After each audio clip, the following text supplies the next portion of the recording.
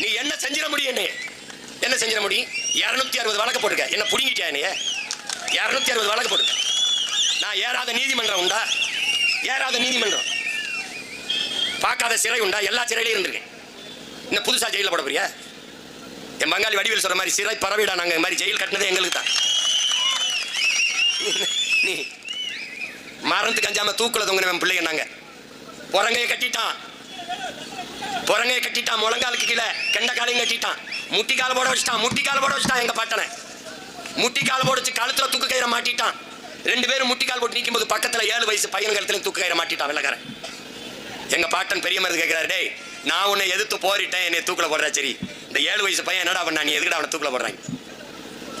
அதுக்கு வெள்ளக்காரன் பதில் இல்லை. காரணம் என்ன? 7 வயசு பையன் எதுக்கா தூக்குல போனவன்? ஏன் போனோம்? மருதுபாண்டியனின் பரம்பரையில் வந்த வாரிசவன். 7 வயசு பையன் தானே என்று விட்டு விட்டு சென்றான். நாளைக்கு அவன் மருதுபாண்டி பேரோட மாபெரும் பாண்டியா வருவான்னு பயந்து 7 வயசு பையனை தூக்குல போட்டான் வெள்ளக்காரன்.